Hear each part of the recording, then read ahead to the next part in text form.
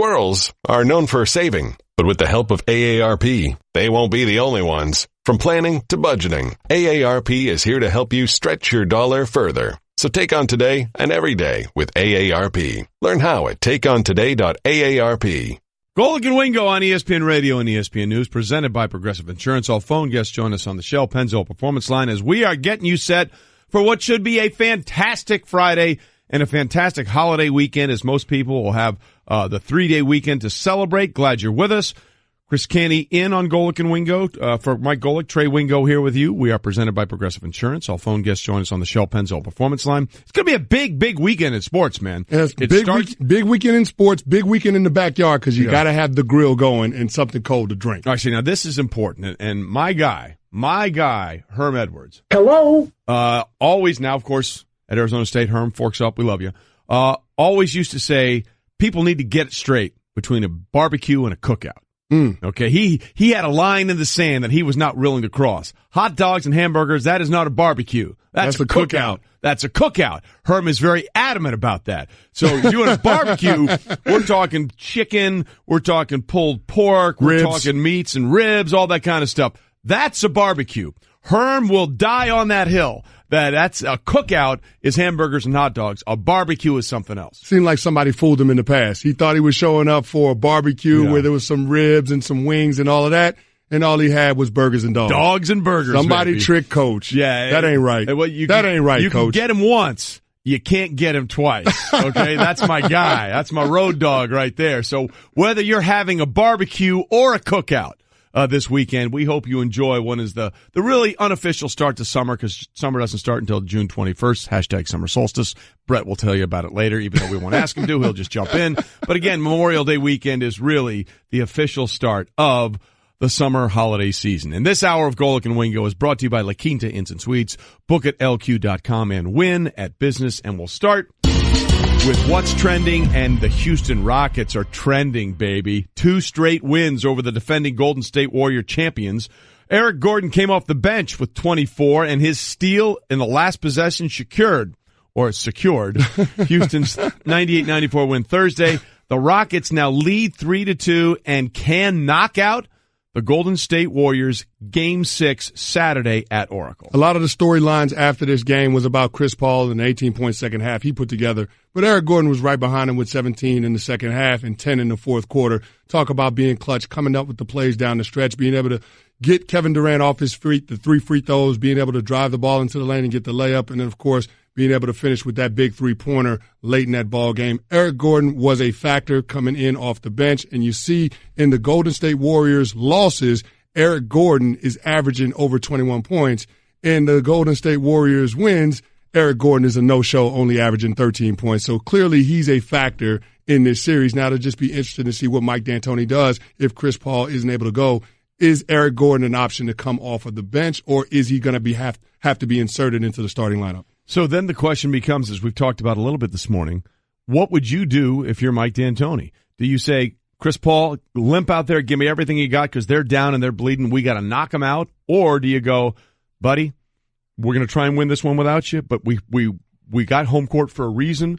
We believe we can take these guys at our place Game 7, so you rest up and we'll go all in with you on Game 7. Well, listen, if you don't have a fully healthy Chris Paul, you're not winning Game 6. So, I mean, I think that's how they have to look at it. Be conservative with that injury that he's dealing with, and hopefully with enough time he'll be ready for Game 7 if indeed it's that serious where he can't go at 100% in Game 6. But that's how I would play it. I think they've got to be cautious with Chris Paul because he means too much to this team. You can see this team has an element of grittiness, an element of toughness, and you have to attribute that to Chris Paul. Yeah, no question. And listen, the grit factor, whatever you want to call that, whether you hate it, glue guys, hard work, all that kind of stuff, that's how Houston won that game. They outgritted the Golden State Warriors last night. 100%. No question about it. They found a way to get down in the muck, not goon it up, but just do whatever it took necessary to scrape out a win. They showed a lot of physical and mental toughness last night, which was really, really impressive. And I think we both expect that same physical and mental toughness tonight out of Cleveland, right? Yes. It is Game 6, an elimination game potentially, or not potentially, it is an elimination game for the Cavaliers if the Celtics win. Game 6, the Celtics up 3-2. It's in Cleveland, 8:30 Eastern on ESPN and ESPN Radio. And here's the deal. LeBron James has never been eliminated at home prior to the NBA Finals. 5-0. He's averaging 33.5 points per game overall when facing elimination, the highest mark in NBA history, a minimum of 5 games. So what do you expect out of LeBron tonight? And we'll get into the Cavs a little bit later. I know LeBron is going to score tonight. That's what's going to happen. He realizes with this supporting cast, you don't have a lot of skilled guys offensively in the way of being able to create shots for themselves and for teammates. So LeBron James is going to have to carry the mail for the Cleveland Cavaliers on the offensive side of the court. So that's what I expect to see. The Boston Celtics, they're going to throw as many bodies as it takes to throw LeBron James off and keep him from trying to facilitate offense for other players for the Cavs. I just don't know if Boston's going to be able to do enough on the offensive side of the end for themselves, being able to create and score points. Jason Tatum, Jaylen Brown, I love those guys, but they're different players at home versus being on the road. So I expect to see a Cavs team that is able to put together some solid performances from their role players, not so much for the Boston Celtics. Well, I put it out there on Twitter. Elimination game tonight for LeBron and the Cavs. LeBron has averaged 33.5 points per game over his career, best in NBA history. What does he get? The options were 33, 34, 40, and 400. I mean, by the way, I'm going to take the under on 400. By the way, I mean, 40 is leading the way with 60% of the vote. Guess what's second? What's that? 400 with 30% of the vote. Wow. Listen, in other words, people are very confident that LeBron James is going to have a big night tonight, and we'll get into that a little bit later. But as we continue, what's trending on this weekend's edition of Sunday Night Baseball from Wrigley Field. By the way, if you've never been to a game at Wrigley Field, go. You're denying yourself one of life's great pleasures. Thanks for rubbing it in, Trey, because I've never been to Wrigley Field. It's fantastic. I've been a couple of times, and every time I have an absolute blast. Our Sunday night crew, play-by-play voice Matt Vasgersian, analysts Alex Rodriguez and Jessica McNoza, are actually going to call the game between the Cubs and the Giants from the right field bleachers, as the Cubs and Chris Bryant host San Francisco and McCutcheon at 8 o'clock Eastern on ESPN. The trio will also lead the fans in singing Take Me Out to the Ball Game during the 7th inning stretch.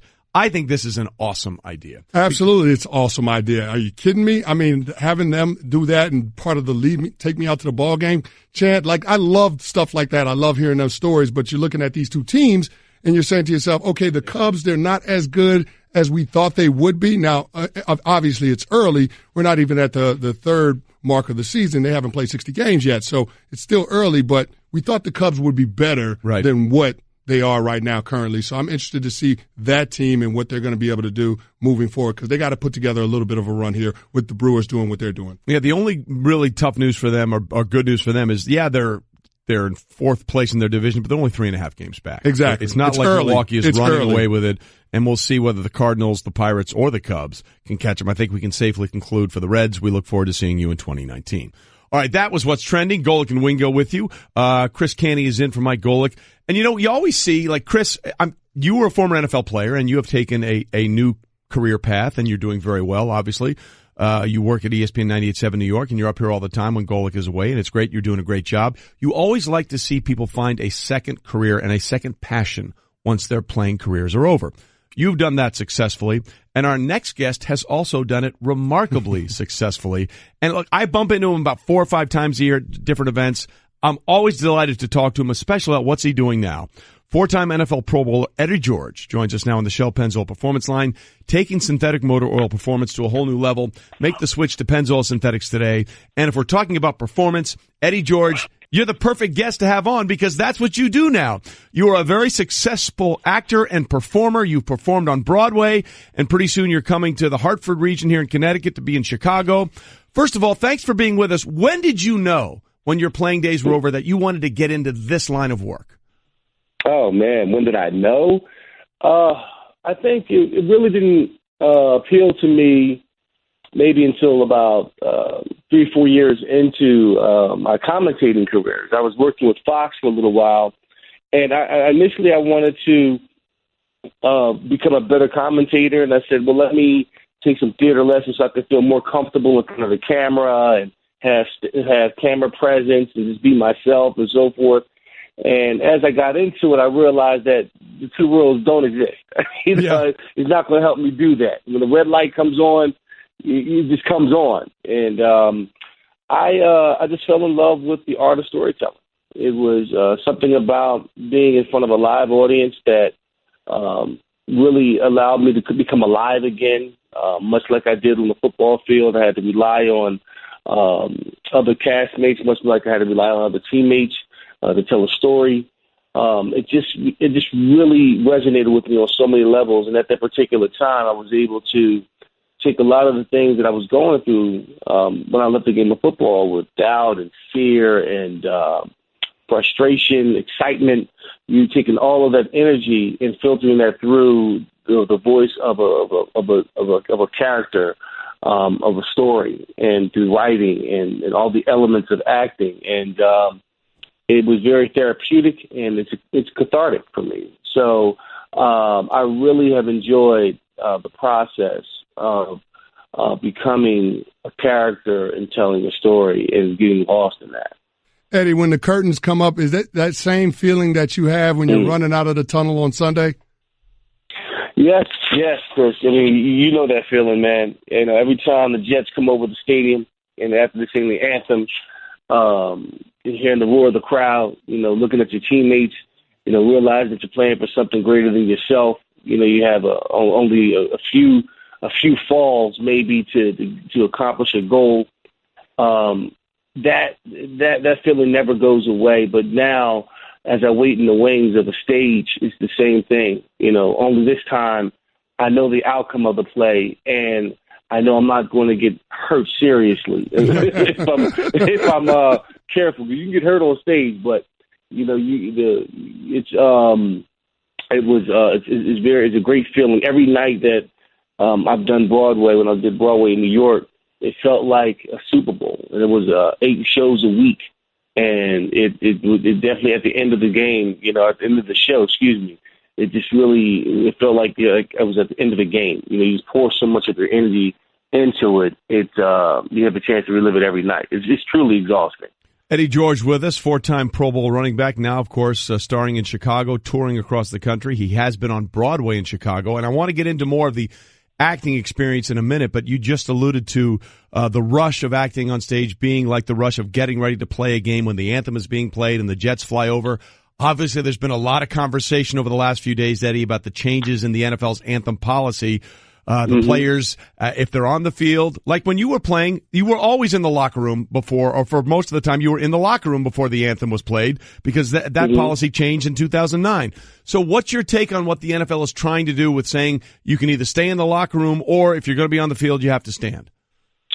Well, when I heard of the news, I was really disappointed in the fact that the NFL, they have a right to take a stance on it. And I felt like moving forward, they needed to change some things. But here's where it gets a little sticky for me is that they didn't invite anyone from the player side on these meetings, from DeMaurice Smith to the executive committee members, to say, okay, guys, here's what we're thinking. This is what we want to do, and we want to do it in a responsible, collective way moving forward. How can we make you guys feel comfortable? We want everybody to stand for the anthem, but we also want to be sensitive to your Second Amendment rights, your right to First Amendment rights, freedom of speech, First Amendment rights. Thank you for the stand to protest peacefully. We want to be sensitive to your beliefs and what you believe in and what you're protesting for. Nothing has ever been said about what they were kneeling for, you know, because they're kneeling for the very people that fall under that same flag. And that's where I kind of get really upset about, that they never brought these guys in to include them on this decision. So it's like, okay, you're going to do it our way, and that's it. And it was very disappointing to see how it went down with the NFL and how they did the players, because once again, they begin to put more of a divide between the players and ownership. And Eddie, that leads me to my next question for you, because you've seen the reaction from players on both sides with this issue and the new policy that the NFL is rolling out as it relates to the anthem. If you were still playing, would you choose to engage in protest during the national anthem? You know, I would definitely have to do it in a responsible way, because I have people that served in the military in my family. My father served. My grandfather served. I went to a military school. There has to be a collective effort in terms of how can we get our message across so it won't get hijacked and be used differently, so we can be effective in it. And not only are we going to just do an action, but we're going to have a plan to move forward. We're going to do something about it. We're going to get engaged in the community. We're going to do it collectively so our message is not lost. So that being said, yes, I would protest, but I would do it in a way that it wouldn't be offended or looked at it. The action would overtake our message. That's how I would do it, with a little bit more execution and responsibility. Because what's happening now, the message is completely lost, and we're so focused on the action that we're losing the message, and the cause is being lost in the sauce. Yeah, and that's going to be the challenge for people who want to be activists going forward with this new policy. 4-time NFL Pro Bowl running back Eddie George with us. He's with us now to talk about his second career, which has really taken off. He's an actor. He's a singer. He does all this kind of stuff. It's a brand new way of performing. I have to ask, how nervous were you in making this transition the first time you knew you were going to get up on stage and sort of bear yourself out there in a way that people were not comfortable with seeing you? Well, that's the thing. When I did Chicago, I did plays, like 4 or 5 plays prior to doing Chicago. I just never did a musical. Right. And I tell you what, for me to go up to New York and to debut my acting debut, my acting debut, to be on Broadway, and to sing, that was nerve-wracking because I never sang outside the walls of my house before, let alone in front of an audience. So, I didn't know what was going to come out of my mouth. I didn't know if it was going to be on key, off key. But whatever key I was on, I was going to blame it on the character. So if he cracked a note, hey, that's what he was meant to do. So it's all going to be on him. That's how I looked at it. There are no mistakes in theater. But, no, man, it was nerve-wracking because I didn't know how people were going to receive it. All I had to focus on was to listen. I'm here to do my job. I'm here to portray this character. I'm here to have fun, to engage, and just, be shot out of a cannon and just lay it all on the line. And that's exactly what I did, and I continue to do it. Like 2 or 3 years later, I'm on the traveling shows, going around the country, going to New York to L.A. and Reading, PA, performing with the Chicago Touring Company. So it's been great. Eddie, I want to ask you about the team that plays on Broadway, the New York Giants. They decided to take Saquon Barkley with the number 2 overall pick. What are your thoughts on that, and what can we expect from him in his rookie season? Well, my thoughts are everybody wants to devalue the running back. Oh, they don't need running backs. Running backs are a dime a dozen. You can find anybody in the draft. Well, guess what? New York hasn't been the same without a strong running game, without Bradshaw and those boys when they won the Super Bowl. They've got the slew receivers, they got all the tight ends, but they can't win no games because you need a running back to control the game. Saquon Barkley is a great pick. I love the kid. I watched him when he was a freshman at Penn State. And the kid, I knew then he was going to be great. Came in Ohio State, and they lost the game, but I said, this guy's going to be special. Rushed over 100 yards that day. Truly a gifted athlete. Can do it all. So versatile. Can run, catch, block. And the thing I love about Saquon Barkley is not so much of his physical abilities, but his attitude. He wants to be a leader. He wants to be the guy. He runs big. I mean, he looks small, but you get up to him in person, he's 225. He's got the cutting ability like Barry Sanders. He's strong enough to break through tackles. I think he if he stays healthy and they use him correctly and they really emphasize the running game with the offensive line and have them coming off guys, I think he can be the rookie of the year. He's that talented. Wow. First of all, let me just say, as Eddie George is with us, 4-time NFL Pro Bowler, now as a successful actor touring on stage with Chicago across the country. I love the passion that you just played for your position, defending the running back position against all evildoers. But boy, when you talk about power and the cutting ability of Barry Sanders, that's something that's very praise. Special to see. Listen, Eddie, I always run into you a couple of times during the year at certain events. It's always great to see you. I'm going to try and get out here and see you on stage when you're up here at the Schubert Theater in Hartford. We're really looking forward to it. Come on up, man. We're looking forward to it. You and Chris, come on up. Enjoy it, man. There's only been a train ride up the way. It's going to be a great time, and I can't wait. All right, we can't wait to see you. Eddie, thanks for being with us, man, and continued success in the second phase of your career. Thank you very much. I appreciate it. I just saved hundreds of dollars by switching to Geico. I feel like a whole new person. Disclaimer, you will not become a whole new person. This is impossible. You might be able to join a gym or diet program, buy a new wardrobe, get hair implants, but your DNA and physical form will remain the same. Geico waives any and all liability if you attempt to become a new person, except a cyborg. If you choose to become a half-human, half-cybernetic organism with lasers for eyes, the Geico legal team would be cool with that, because, quote, laser eyes are pretty sweet. Pew, pew, pew, end quote. Geico. 15 minutes could save you 15% or more. Golic and Wingo with you on ESPN Radio and ESPN News as we continue to get set for what's going to be a great weekend in sports or just in life. Most people getting the 3-day holiday weekend with Memorial Day on Monday, but so much going on this weekend. Eastern Conference Finals, Western Conference Finals, both could end over the weekend. We got the Indianapolis 500, so much going on.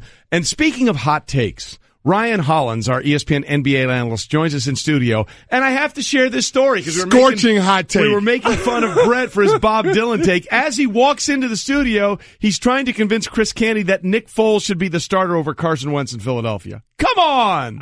Hey man, listen. Come on! Listen, Chris, like I told Chris earlier, there's always a value for a guy who got you there, a guy who his teammates believe in, and who succeeded. It's just hard for me to put that guy on the bench. And I know how great Wentz is. I know he's the future. But, brother, them shoulders are heavy right now, man. You keep talking about the guy that got you there. They won 10 games with Carson Wentz as the starter before Nick Foles even stepped in. Home field had basically been decided in the NFC when Carson Wentz got hurt out in L.A. Thank you. So stop it. And to much is given, much is expected. So now there's even more on that man's shoulders. And he delivered. And, Chris, we both been that veteran in the locker room, and the young guy gets drafted. He's fast, he's strong, he's this and that. But he might not know, and I'm not saying Wentz don't know how to play, but there's a value, man. I did my job. What more do you want? He would have been the MVP if he didn't get hurt there. He knows how to play. Coulda, coulda, shoulda. Come on. We can have this discussion later. You're absolutely. We will have this discussion we love later. you, but you're absolutely wrong. Let's talk instead about this. H-Town, stand up. Stephen A. Smith is the hype man for the Rockets now and forever. Yea, verily, e pluribus unum. There's just no way around that. So what was the most impressive thing, Ryan Hollins, our NBA analyst in studio, that you saw out of the Houston Rockets last night? James Harden continues to be a superstar. He has sacrificed. Timeout. Hold on. Let's just. I was you want to run it back? I heard that right. Yeah, I was just making sure. This is his second time. This is his second game as a superstar. Timeout. Let's again set the premise here. James Harden is coming off a game in which he missed all 11 three-point shots he took, which is tied for the worst three-point shooting game in NBA history. Mm. He's missed 20 straight threes, and your reaction to last night's game is James Harden is a superstar. This is his second game. I wish you all the best on this This is his second career game as a superstar. And I say that because I played with him before. All right. Dirk, KG, Jason Kidd, Paul Pierce. I played with superstars. These are like, Chris, I'm speaking your language. These are Super Bowl MVPs. No question. These aren't regular season, running guns. Yeah. James Harden's playing winning basketball. So while we may look and say, he's missing three-pointers, what is he doing? He's an anything type of player. He's doing now, Chris, and we let these guys anything to win the basketball game. Mm-hmm. We need defense out of you, Harden, because we got blasted when you had 40, and we got blasted when Sean Livingston gave you the business at half court. And Sean Livingston ain't a shooter. What are you doing, dog? Mm-hmm. The next game, he committed himself defensively. Yep. Last game, he was did anything to win the game. Superstar effort. He got in the lane. He lived in the paint. Playmaking, which means he opportunistically scored, dunking the ball home, and moved the ball and kicked to that corner, the corner shooter, to get ball movement. That's what his team needed. That's what he gave, and he was locking up Steph Curry. He defended, and when Harden defends, when your 41, 50-point-a-night star defends, it gives confidence to the rest of the team. And that's what you saw. That's star basketball. I watched Kevin Garnett literally rebound, hit a three-pointer, dive on the floor, anything for us to get where we needed to go. I watched Dirk Nowitzki lock up defensively, and we know him for a shooter. I watched those guys. I watched Jason Kidd go all game long without hitting a jump shot and take a big three to put our team ahead. Okay, those are stars. Yes, Ryan Hollins with us. I think you've made an adequate argument for your belief that by stinking from the three-point line, James Harden became a superstar. That's the game plan, though. Are you buying it, Chris Canty? Here's what I'll say. Some of the things that James Harden did in the second half when he realized his jump shot wasn't falling, he started trying to drive the ball, get into the paint, and then create opportunities for other guys. And if that didn't happen, he was getting to the free throw line, give you this, which is important. Let me give you this, though. How's Golden State playing him? Yeah, Golden State is having a tough time. They're trying to switch everything. They're switching everything, but let's dig a little deeper. Yep. Watch them. When you watch the next game, they're pressing all the way up on Harden, literally outside of the three-point line, and daring him to drive the ball. His step-back three-pointer is so lethal that, the basketball, we all know there's probably two guys, Steph and he, and I wouldn't even say Durant, that you actually say you got a better percentage sending them to the rim. So they're taking away Harden's three-pointer, and Harden, as I call him anything, he's anything you need right now. So he's driving the ball to the paint. That three-pointer is being taken away. I'm daring you to drive the ball. Remember we would always say, don't give up layups. Yep. Never give up layups. Yep. Now they're saying, Harden, take a layup, because your two is not as lethal as your three. So that's why we talk about three-point percentage. I have respect that he's sacrificing those three-point shots to get to the rim. So, Ryan, because of the selfless plays that you're seeing from James Harden, can you say that that's attributed to Chris Paul now being in that Houston Rockets locker room, trying to create that mentality of doing whatever it takes in order for your team to win? I'm gonna credit CP right now, man, in a big way, because he ain't just talking the talk. We've had problems with him in the past, going out and talking and just saying things. He's backing it up. CP's backing it up, man. He knocked down shot after shot after shot, and he's actually gotten better as a player. Chris's one-on-one game, Chris's three-pointer off the bounce actually got better, and he's hitting it efficiently and at a high clip. And Harden looks over like, okay, let's do what we need to do to win. Chris, you've shown me by example, not by just talking to me. Listen, you're making a really interesting argument. You really are. I got to say, I'm kind of impressed. As Ryan Hollins, our ESPN NBA analyst in studio with us. So, by the same token, if James Harden going 5 of 21 is a superstar in your eyes, and you've made some compelling arguments as to why he's doing the other things that help the team win, there's no question. Where are we with Kevin Durant right now for the Golden State Warriors? Because he has been a no-show in a lot of ways over these 2-game losing streak. He didn't take a shot in the final 3.5 minutes of the Game 4 loss at home at Oracle, and he was 0 for 4 in the fourth quarter last night. Where is he? Because with all due respect to Steph Curry right now, it is Kevin Durant that drives the bus for the Golden State Warriors. Whoa. That is another take in itself. That's another take in itself, Wingo. How you put so much on the pallet for me? Come on. All right. It's my job. I tee it up, and you got to hit it 300 down the middle. Kevin Durant is the worst thing for this team right now. He is the worst thing for this basketball team right now. But he's not the worst best. He's I see what no, you he's did not there. the worst. He's not the worst best. He's definitely not the worst best. Okay, explain why he's the best. He's worst. so good. He's so good. He's 7 feet. He's long. He can dribble. He can shoot. He can knock down a 3 or 2. He can dunk on you. You want to give him the ball wherever he is on the floor and just say, KD, go make some magic. And you fallen into this, because this was Houston's problem early. Mm-hmm. KD hears the ball, 4 guys go on the perimeter and stand, and he's doing it from the absolute worst part on the floor in basketball. Chris, he's operating from the wing, which means defensively we can load up and help, and we can spot over, and that makes our rotations easy. When you cook from the middle of the floor, that's hard to defend.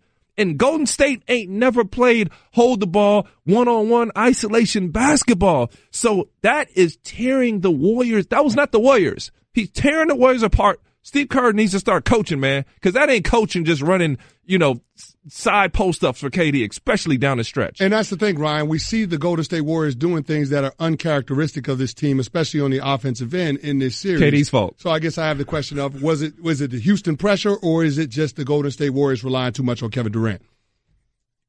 Ooh, I got to pick a side right now. You stumped him. No. It's KD. It's KD's fault. Okay. He's too good. It's KD's fault. He's too good. And I do respect what Houston is doing, so I don't like to just, But he's too good in games where he's not shooting in the fourth quarter. Again, I love your perspective because it's an interesting one. There's no question. We're going to get more of it. Don't go anywhere, okay? We'll ask Ryan Hollins, and I'm afraid of what his answer going to be.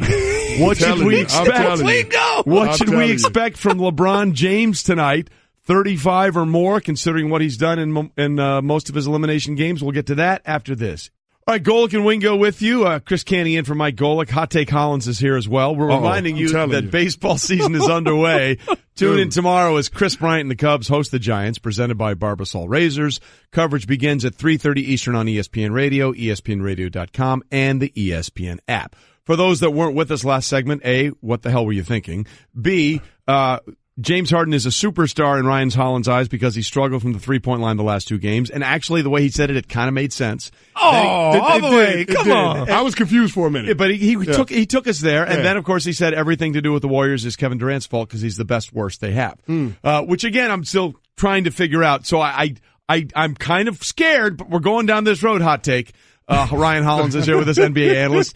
In his career in elimination games, LeBron James has averaged 33.5 points. That is the best in NBA history in terms of what a player will do with his back's against the wall. His back is against the wall tonight against the Celtics, Game 6 in Cleveland. I put it out there on Twitter. What is he going to get? 33, 34, 40, or 400? 40 was the number one answer. Believe it or not, 400 was the second answer with over 30% of the vote. So what do you think LeBron James goes for tonight? Man, he goes for the win, but we talk about being a superstar and whatever is needed. Points are needed from LeBron. So at least a 40 piece, because I don't see them just running and jumping off of him. They're going to say LeBron beat us. LeBron knocked down a three. LeBron get in the lane and make plays against our set defense because we got some size. We got some athleticism. And this is a sore spot for me, fellas. You know it always is. I don't know why we bring up this LeBron in elimination games, because I had LeBron in 2 elimination games. Account for a big part of that percentage, and he went off. He let us have it. And I would like to say I was a part of the first one because it was a moment where LeBron became LeBron.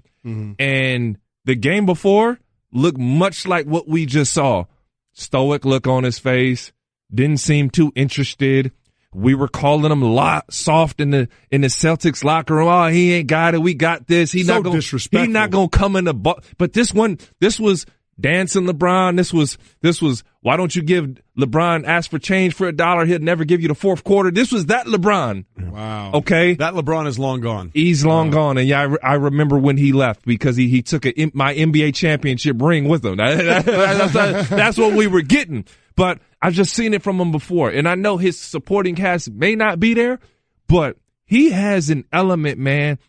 He's one of the stars, one of his best elements at Chris. I mean, you know this, like, one of his best qualities is to make other guys better. Yes. You know what I'm saying? Like, that dude improves the rest of our team. And that's why I don't have fear for this Cavaliers team in these next 2 games, no matter what Brad Stevens or Boston just did. Well, here's the thing. The supporting cast, when they've been on the road, they've been MIA. You might as well put them on the back of a milk carton. I mean, LeBron James, he outscored the other starters 26-24 in Game 5. So I Fifth time this postseason he's done that. And that's the problem. So I guess I would pose this question to you. Out of the other Cavs starters, who's the one that needs to step up most in Game 6?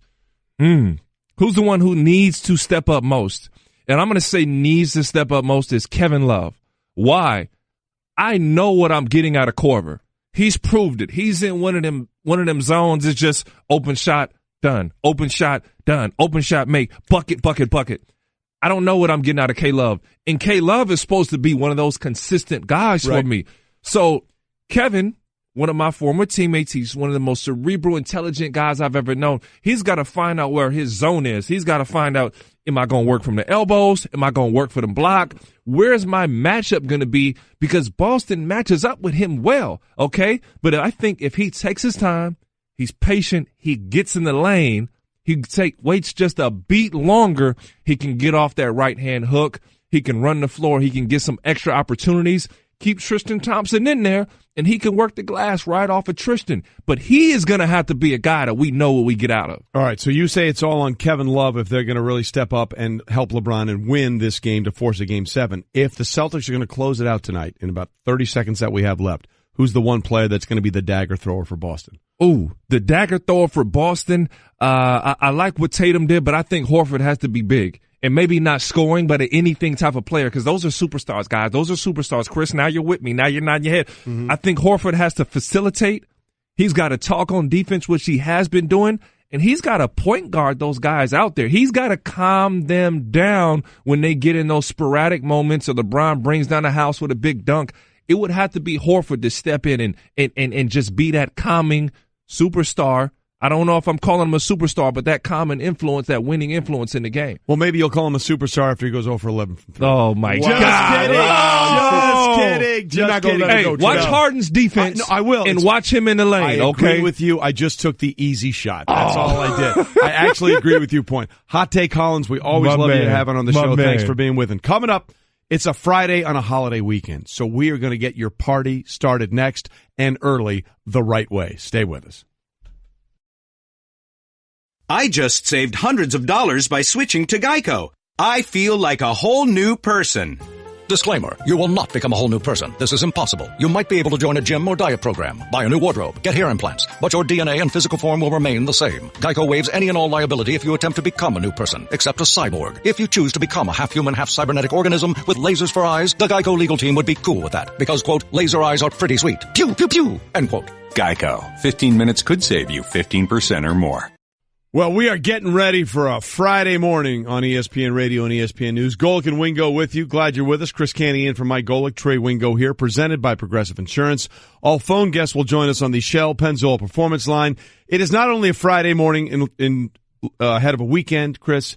It's a Friday morning ahead of a holiday weekend. Yep. So we're about an hour away from raising our hands up in the air as if we just don't care. Yeah, for a few days. We're a little bit closer to that cold beverage and some good barbecue in the backyard. So or a cookout, depending on your No, it's got to be scale. a barbecue. I'm with Herm Edwards on this one. Invite me to the barbecues. I'm good on all the cookouts. There you I'm go. straight on all of that. You're done with that? Yeah, I'm good on all of it. So we're hoping you're having fun getting ready for a big holiday weekend. If you have the Monday off as well for Memorial Day, we want you to celebrate, have a good time. Celebrate responsibly, but enjoy it. The weather looks like it's finally broken everywhere across the country, and we're in good shape for the weekend. There's a lot of great things to get into. We got the conference finals. Both of them could wrap up in the NBA. Stop saying that. Stop saying that. I'm hoping that what we see this weekend pushes both games to a Game 7. My man, both series to a Game 7. I am with you. I'm just saying the possibility exists. I hear you. That's all right. all we're saying. You're right. Okay. We again, if for this to happen, both road teams have to win and maybe get on to Game 7. You said that you believe both conference finals will go to Game 7. Yes. And you believe the road team's going to win both of those. So that's going out on a limb. It did. It's not a hot take like Ryan Hollins, but it's close. The last time multiple road teams won a Game 7 in a single playoffs, let alone both in conference finals, was in 2005. This is from our fine researcher, Brett. There have been multiple Game 7s in a single playoffs 39 times. There have been multiple road team wins in Game 7s in a single playoff thrice. And that's just the entire playoff, not just even the conference finals. So you were out on what might be an historic limb. I love the fact that you went out there. But we'll find out if it actually happens. So we got a lot to get to, including I'm told a surprise coming up in the last half hour of the show that I'm told I need to be prepared for. So I'm a little frightened about that. Okay. We'll see what that is. All right. But we'll get into it, and we'll start with what's trending. And what's trending is something that hasn't happened to the Golden State Warriors since the 2016 NBA Finals. They have lost back-to-back postseason games, and the Houston Rockets are one game away now from going on to the NBA Finals because Eric Gordon came off the bench to score 24, and his steal on Golden State's last possession secured the Rockets' 98-94 win Thursday night that puts them in the lead and in the chance to knock out the Warriors in Game 6 Saturday night at Oracle. Yeah, Eric Gordon was huge in that fourth quarter, being able to chip in 10 points, and you saw that the Houston Rockets struggled to shoot last night, but he and Chris Paul put that team on their back in the second half of that ball game. There was no bigger play for me than that three that Eric Gordon knocked down with, I think, 1:21 to go in the fourth quarter. So that was the dagger for the Golden State Warriors, and just seeing what he's done throughout this series. When the Houston Rockets have success as a team and when they win, Eric Gordon has a big game. So he's going to have to continue to do that if they plan on closing out Golden State in Game 6. Well, listen, we don't know the situation with Chris Paul and the injury. So does James Harden have to get out of his shooting slump for them to have any chance to win in Game 6? Yeah, if they don't have Chris Paul, he's got to do better than 5 of 21 from the field and 0 for 11 from three-point range. So James Harden has got to step up in this series. And I thought he saw the formula for his success in that second half, being able to drive the ball, get into the paint, and create opportunities for him, get to the free throw line, but also set up opportunities for other guys because the defense is collapsing to stop him. So James Harden has got to be an MVP caliber player if his team is going to be able to take care of business with Golden State, especially if they don't have Chris Paul. Again, not only has he lost or missed his last 11 three-pointers in last night's game, tied for the worst three-point shooting game in NBA playoff history, going back to the last game, he's missed his last 20 three-point shots. That's the longest shooting drought of his career when it comes to threes. He's got to get that turned around if they're going to have a chance to eliminate the Warriors in Game 6. Meanwhile, it is Game 6 tonight in the East. The Cleveland Cavaliers are at home where they've lost only one playoff game. That was the first playoff game of this run against the Indiana Pacers. And they'll need to win to stave off elimination against the Celtics. You can hear it and see it on ESPN and ESPN Radio at 8:30 Eastern. LeBron James has never been eliminated at home prior to the NBA Finals, 5-0, and is averaging 33.5 points per game overall when facing elimination. That is the highest mark, minimum 5 games in NBA postseason history. Yeah, I'm going to need for the backcourt for the Cleveland Cavaliers to have more than 9 points, which is what we saw in Game 5. Yep. J.R. Smith, George Hill, where are you guys? You guys have to step up. Everybody should be focused on those two players because we know in today's NBA, your backcourt has to be a factor in trying to win games. The way that the game is played, up-tempo, everybody's taking lots of shots. They got a lot of isolation in their offense. The backcourt for the Cleveland Cavaliers has to step up. They've got to be able to knock down shots when LeBron James creates opportunities for them because you know that the Boston Celtics at some point are going to have to double-team LeBron James. Yes, so that means George Hill, J.R. Smith, all those guys that they brought over with that youth and energy, we need to see it translate into production right now. It needs to be translated into production. Clarkson, Hood, all those guys. Yeah. Everybody's got to contribute. In that Game 3 win, I think they had 6 players in double digits. Mm-hmm. I don't think they need that, but I think they're going to need at least They need more than 2. They're going to need more at least than 2. 3, at least 3, maybe 4 to get that done. And again, all the NBA games throughout the rest of the playoffs are on ESPN Radio. And tonight at 7:30 Eastern on ESPN radio stations, it is presented by Indeed, and our coverage begins at 7:30. Meanwhile, in baseball, Mike Trout and Albert Pujols each hit solo home runs, and Shohei. I want you to Shohei the way. Shohei Ohtani doubled twice as the Angels beat Toronto 8-1. The Angels begin a 3-game series now against the Yankees in the Bronx. And the bad news here, if you're a baseball fan, is that you're not going to see Shohei Ohtani pitching against Masahiro Tanaka. That was the scheduled start of those two against each other over the weekend on Sunday. But Angels manager Mike Scioscia announced yesterday they'll be pushing back Ohtani's next start. And he did say that he would be able to hit against Tanaka, but that's not the same juice. No, that's not the same juice. They're completely different. Shohei Ohtani is a monster when it comes to facing him when he's on the mound. But as far as the 3-game set that they got coming up in the Bronx, I'm hoping that this goes a lot like the set that they had later in the month of May. Later in the month of April, where the Angels and the Yankees tangled out on the West Coast. And let's just say my team got the best of them out there. I don't want to use the S word, but I'm looking for the Yankees to take care of business this weekend with the Angels. And by the way, for those that don't know, Chris Canty, who works at ESPN 98.7 New York, FM in New York City, also played with the Giants, is from the Bronx, so he's a huge Yankees fan. And the S word he's referring to is sweep. Not shank, which you never want to say. I can't say, yeah. Don't say the other S. By the way, I'm having some problems with that right now. Are you really? It's coming off the That's a big. You might want to get that fixed before the Golic and Wingo leadership deal. Dude, if that thing shows up at Pinehurst, I'm going to shoot 175. Yeah, that's not the course you need. No. Not at all. 2 things you can't have when you're playing Pinehurst number 2. You can't have the S word, and you can't have the yips on your chipping. That is a recipe for disaster at that course. All right, so that is what's trending as we continue to count down for what is going to be a very, very, very big weekend. I know you don't want to deal with it, but we have to come to terms with the possibility. The possibility is all I'm saying is that we may not see a Game 7 in either one of these series, and that would be mostly disappointing. That would be because there's no better words in sports than Game 7. So, I mean, you look at the situation with the Boston Celtics, they haven't been a very good team in the postseason on the road. So I would expect that would hold true, especially going up against a team with LeBron James, and we know how he gets down in elimination games. So I think it would be damaging for LeBron if they were somehow, some way able to go on the road and beat the Cavs in Cleveland. I think that would be tough for LeBron to be able to overcome that. We don't know what's going to happen with LeBron James' future, but saying as how this could potentially be his last game in Cleveland, I'm expecting him to go off tonight. Yeah, it could be his last game in Cleveland, and it could be his last game as a member of the Cleveland Cavaliers. By the way, we put this out there on Twitter because you think that both teams that are down are going to eventually win the series. That's what you're running with. Yeah. So we put it out there at Golic and Wingo. What is more likely to happen? That both Cleveland and Golden State make the finals, which is what you're predicting they're going to do. Mm-hmm. They're each going to win 2 games in a row and 1 on the road. And the other one would be Cleveland and Golden State missing the finals, both missing the finals. 62% think they're both going to miss, while only 38% think they're both going to make. And that leads us to what we're looking for, because we all thought at the beginning of the season it was kind of a foregone conclusion that both Cleveland and Golden State would meet for the 4th straight year in the NBA Finals.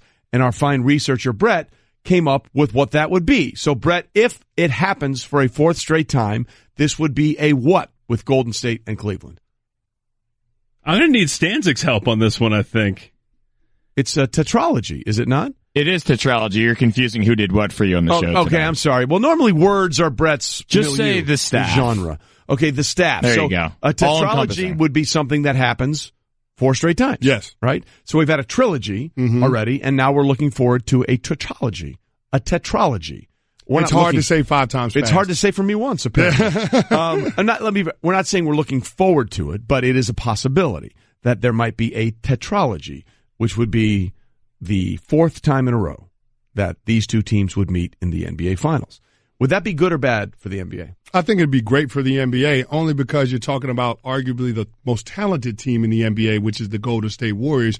I mean, you have 3 or 4 of the best players in the NBA. You start talking about the top 15 NBA players, you're talking about those 4 guys being in that conversation. So I look at that. You want to be able to have that as a part of the NBA Finals, and you also want to have the best player in the world, which is LeBron James. So to not have those 2 elements in the NBA Finals, I think would be disappointing.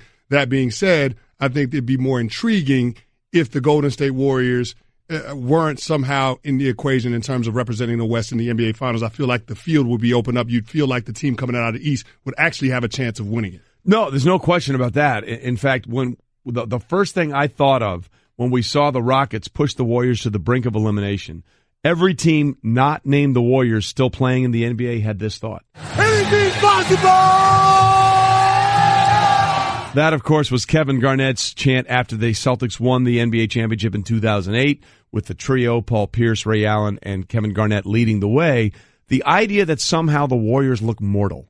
They look mortal. They look like they haven't descended from the heavens to reign over all of us, like the Avengers in Infinity Wars, okay? The idea that suddenly maybe they are beatable, I think it gives Houston not only a big step up because they're up 3-2, but I also believe it gives a little perk to both the Celtics and the Cavaliers, thinking, hey, it's not just this inevitability of us getting trounced by the best team in the NBA if somehow either one of us make it to the finals. I think suddenly everybody left feels a little better about their chances of maybe winning this damn thing because Golden State looks vulnerable. So you're saying that there's going to be more urgency and motivation for the 2 teams in the Eastern Conference because of what's going on out West? Not at all. Okay. What I'm saying is I think if they get there, when they get there, they think, hey, this team has proven that they can be beaten, so we'll see what happens. That'll be played out over this weekend. Something else is playing out over this weekend, and the perfect guy to bring it in to us and talk about it is coming up right now. Golic and Wingo with you on ESPN Radio and ESPN News. The one-man celebration. The Marty Party continues. Marty Smith. Well, good morning, boys. That's right. The party's in town. Marty Smith's America. The podcast downloaded and subscribe on the ESPN app. Yeah, man. Rocco's Tacos. Palm Beach, Florida. Rocco's Taco Tuesday. All in on it. Marty is a Marty Party. He is. Good work right there, brother. Well, we're all going to be partying this weekend. There's no question about it. It's a 3-day weekend with Memorial Day. So who else better to bring on to kick off your Friday party weekend than the one-man roving party. Marty Smith from Marty Smith's America's Podcast, new episodes every Monday.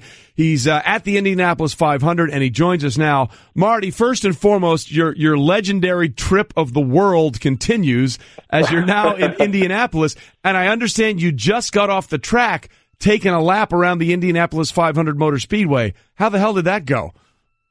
Well, actually, that did not happen yet. It hasn't happened yet. Not your fault. Yep, that is not your fault. That hasn't happened yet, but it is going to, so fear not. I will report back on that madness. Yes, the tour of the world continues here in Indianapolis. It's funny. I've said on this show to you guys before, I think that there are certain institutions in American sport, and the Masters is one, and the Kentucky Derby is one, and the Indianapolis 500 is one. And I've had the great opportunity to cover all of them in, a month and a half or something, 6 weeks' time. Yeah. So it's awesome. And this place is awesome. And the passion for this place is awesome. It's infectious. It's cool. So, Marty, listen, I always try to call ahead and figure out what's going on anytime I'm going to a city for an event or a sporting weekend. What are some of the things that are must-dos in Indianapolis during the Indy 500 weekend? Well, there's a lot. I mean, Memorial Day is amazing anyway, and anybody who loves racing knows that it's the greatest weekend of racing in the world between Formula One, NASCAR, and IndyCar. And the Indy 500 sort of being the centerpiece of that, certainly in America. Around Indy, you feel the importance of the event, and there is there's a unique feeling of pride that this city owns it, that this city has the marquee auto racing event in the world. And it's fun to talk to people several of my colleagues and other media members are natives of this city, are natives of this area. And there's their facial expression, the look in their eyes when you discuss, hey, man, did you go to Indianapolis 500 as a kid? What is this? I wish I could equate it to something else. But it's a very obvious, it is ours type of thing. There's all kind of stuff. Chris, there's stuff going all over the city.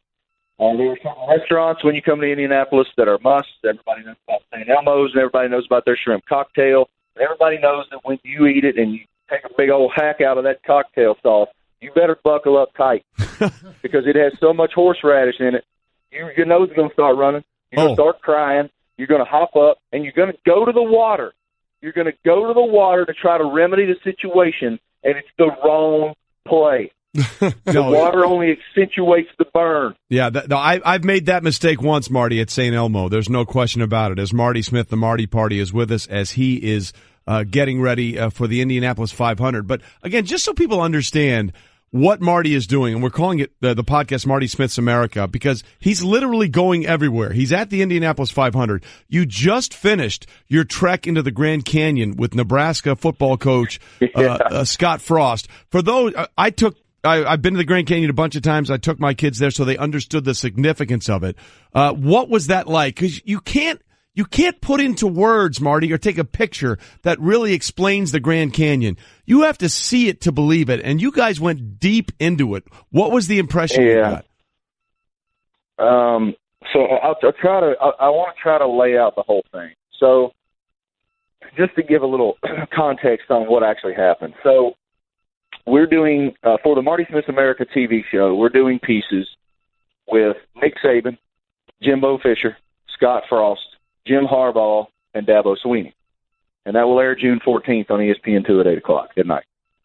And we've been trying to get Coach Frost, and when we found out that he was going to the Grand Canyon, we felt like it was really in our wheelhouse. We felt like, okay, we can go do this, and we believe it to be something very few people could accomplish.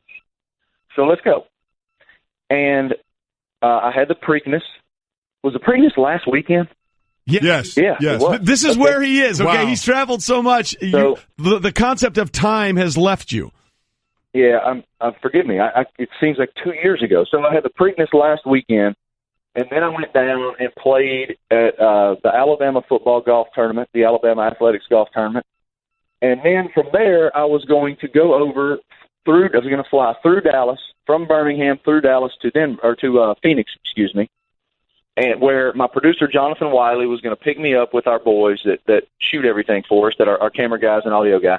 And we were going to drive up to the Grand Canyon. Well, Trey, if you've done it, then you know it's about 4 hours. Oh, it's not an easy thing, yeah.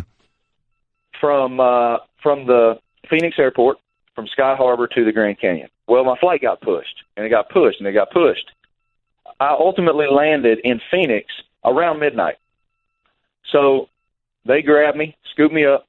We drove straight to the Grand Canyon. I mean, we did drive to a hotel where we met Coach Frost and the guys he was doing the hike with, including a former Marine named Cappy, who kind of leads these leadership. The theme of it was this leadership,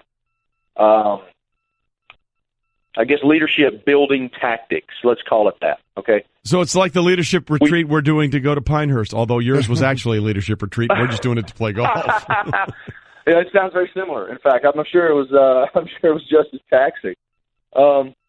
Anyway, we got to the south rim of the Grand Canyon at 4:00 in the morning, and down we go. It was probably about 20 of us, and we go all the way down to the mouth of the Colorado River.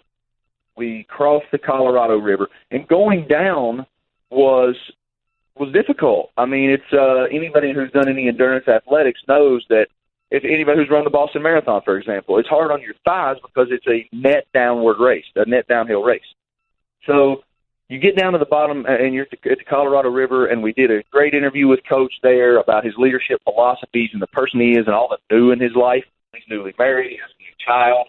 Of course, he has a new home in Nebraska, a new old home, and all of that. Well, those guys, the rest of the group was continuing on to the North Rim. They were doing rim to rim in one day. We couldn't do that because once you get to the other rim, it's a 4+ hour drive from one rim to the other to get your car.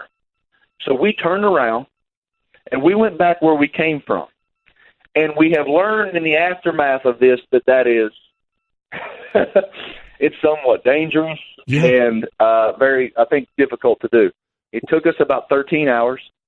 It was the single hardest thing I've ever done physically. It was almost more of a mental exercise than it was a physical exercise because you're not looking around at the scenery as much when you get fatigued. You're looking to make sure you're not going to step on a rock the wrong way and blow out your knee or your ankle. Or fall down the hill. Yeah, that would be very, very bad. Marty, listen, I apologize, brother. We're running out of time here. Yeah. We love what you're doing. Long-winded. No, it's all good, but you're long-winded on great stuff. I mean, it's amazing. So we're looking forward to that special on ESPN2 when that comes out in July. I'm glad you did the Grand Canyon trip. Have a blast this weekend at the Indy 500, okay? Thank you. Marty and McGee is here at Indianapolis tomorrow, 7 to 9 in the morning, so y'all check it out. It's going to be awesome. You got Thank it, brother. Guys. You got it. Marty Smith with us. And again, you can see the race, the Indianapolis 500, Sunday at 11 a.m. on ABC and the Watch ESPN app. Love that guy, man. Oh, he's the best. He's a traveling party. I love the fact that he has been traveling so much. He's like, wait, was the Preakness last week? It's all running together was that 6 days ago? I have no recollection. We are wearing him to a nub. He's like a rock star on tour right now. At some point, he's like, time out, 20 seconds. I need 2 days. Just give me 2 days. Can't stop, won't stop. No, won't do it. I just saved hundreds of dollars by switching to Geico. I feel like a whole new person.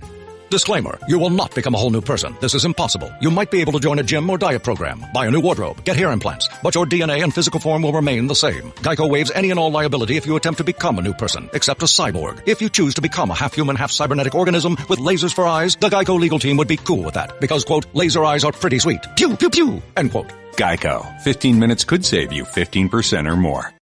Man, getting ready for what's going to be a great, great Friday holiday weekend. Hope you guys are ready to have fun and enjoy it and have a good time responsibly. Glad you're with us. Golic and Wingo on ESPN Radio and ESPN News, presented by Progressive Insurance. All phone guests join us on the Shell Pennzoil Performance Line. And our next guest knows a thing or two about what it takes to win, having worked under some of the greatest coaches in the NBA. He's now, of course, the head coach of the Pelicans. Alvin Gentry joins us now on the Shell Pennzoil Performance Line. He's worked under Mike D'Antoni in Phoenix, worked under Steve Kerr in Golden State, And he was a loser to the Warriors. His team was in the Western Conference Finals. Coach, thanks for being with us this morning. What's your first reaction to what we've seen out of Golden State, having lost back-to-back games now for the first time since the 2016 NBA Finals? Well, I thought the main thing is that, Golden State is a flow team and a ball movement team, and I thought they got caught up a little bit in the isolation game, which is not really their game. And I thought Houston did a good job of making them play that way. So it's going to be interesting. I mean, obviously going back to Golden State in a must-win situation, I think you'll see a different Golden State team. You're absolutely right, Coach. According to Second Spectrum, the Warriors ran 11 ISO plays per game this season. Entering this series, 20th in the league. They're running 27 ISOs in the Western Conference Finals, at least 20 in every game. Is that a decision they're making or something that Houston is forcing them to do? Well, I think Houston doesn't get nearly the credit they deserve for their defense. I think what they try to do is put you in a situation where you are playing isolation basketball. I think the thing that hurt Houston most offensively is ball movement, back cutting, just flow offense, and they seem to have struggled in those situations like that. We're talking with Alvin Gentry, head coach of the New Orleans Pelicans. Coach, you work with Steve Kerr. You know him. What do you make of his comments after the game when he said he feels that his team is in a great place considering they're down 3-2 to the Houston Rockets?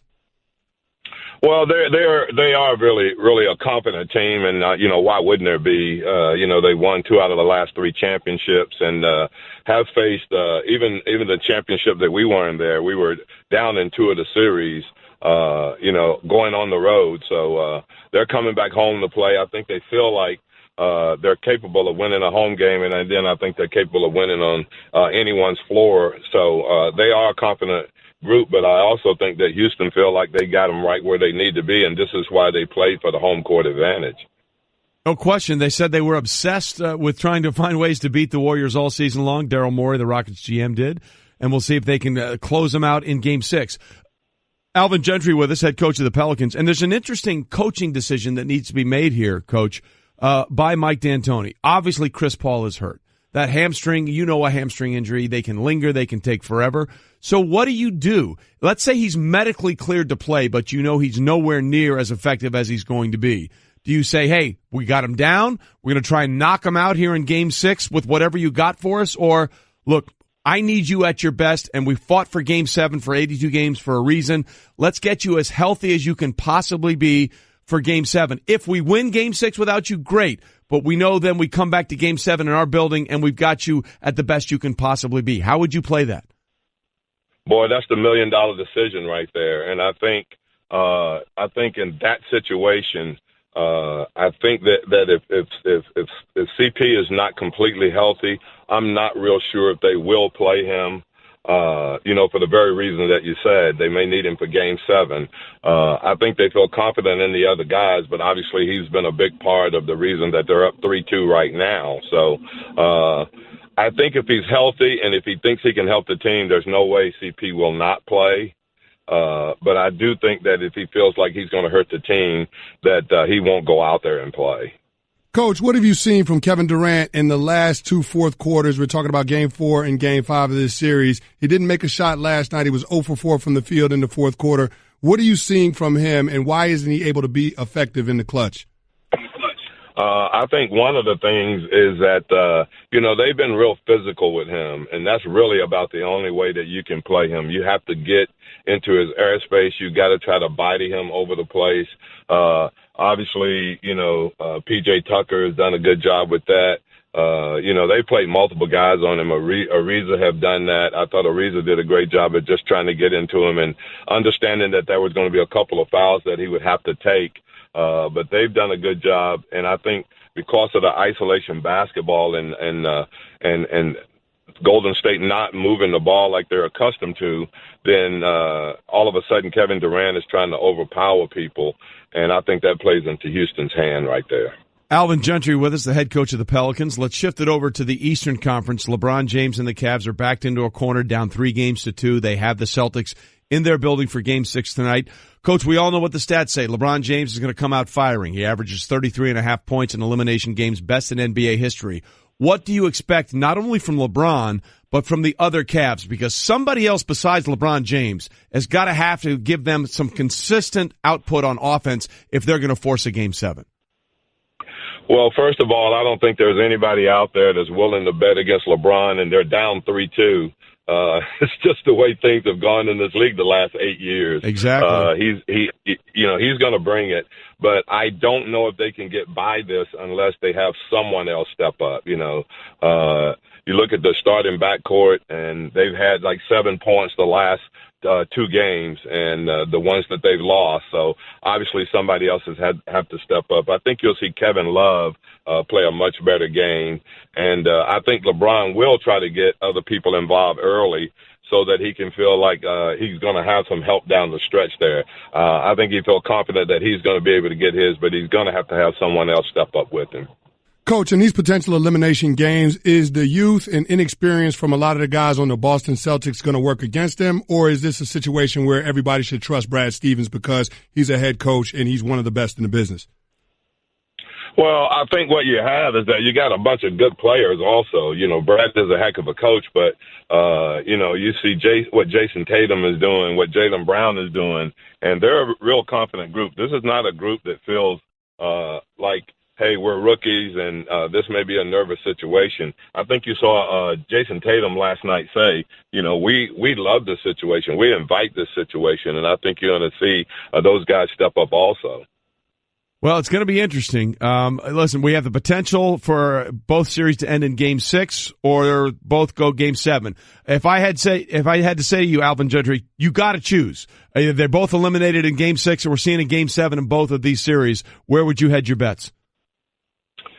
I would say that we're going to see a Game 7 in both of them. I would be shocked if we don't. Well, listen, you just made Chris Canty's day. I just want you to know that because he was he was getting so bummed out that we might not get a Game 7. Hey, Chris got a Super Bowl ring, so I mean, this thing shouldn't even be an issue with him. Okay. There you go. Hey, Coach, we appreciate you being with us this morning. Thanks so much.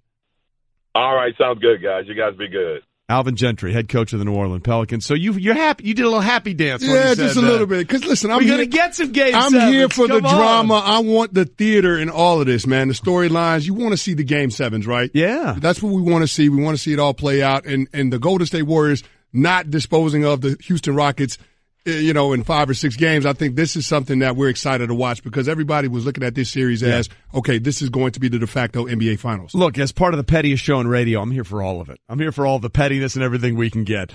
All right, Golic and Wingo here with you. Forward Thinking now is brought to you by Cintas, a trusted partner of businesses everywhere. Cintas, ready for the workday. So Forward Thinking, Celtics and Cavs tonight, Game 6, 8:30 on ESPN and ESPN Radio. Coverage actually begins at 7:30. We both think the Cavs are going to win and force a Game 7, right? Yeah, absolutely. All LeBron right. James in an elimination game, you know how it's going to go down. So he's going to score a lot of points, and he's going to do whatever it takes to get this thing back to TD Garden. Now, what happens in Game 7, nobody knows, but he's not going to get knocked out of the playoffs tonight. All right, I agree with you, and Alvin Gentry, the Pelicans head coach, agreed with us in the last segment as well. So let's do some more Forward Thinking.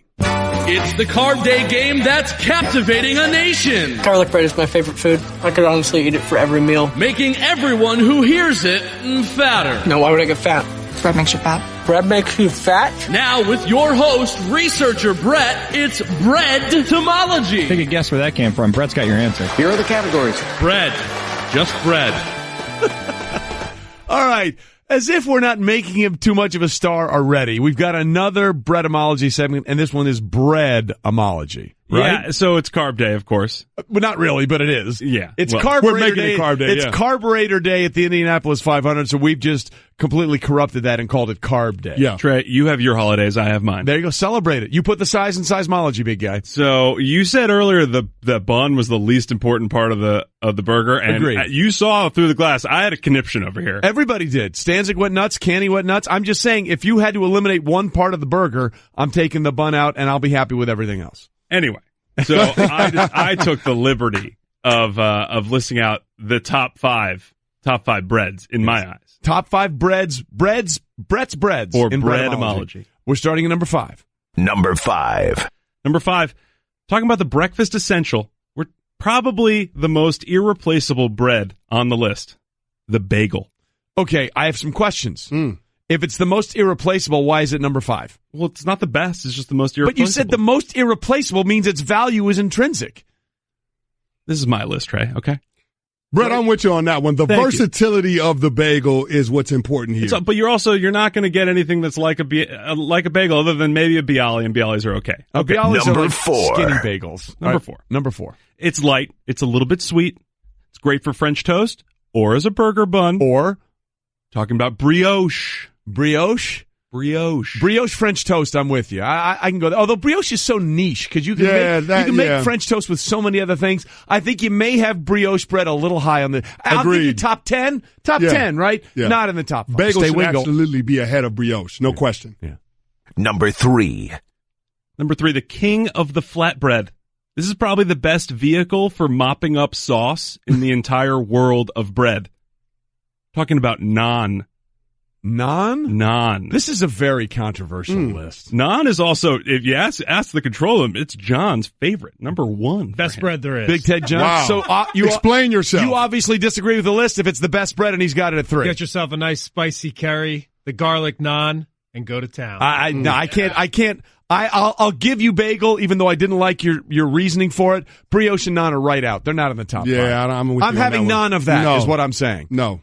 Number 2. Okay, this one shines in the sandwich arena. For my money, it's the best burger bun and great for a bacon, egg, and cheese. We are referring to the potato roll. The potato roll. This is a terrible list. I don't like the list. This is a terrible list. No, I don't like where you're going. If you guys wanted to come up with your own list, you could have done that.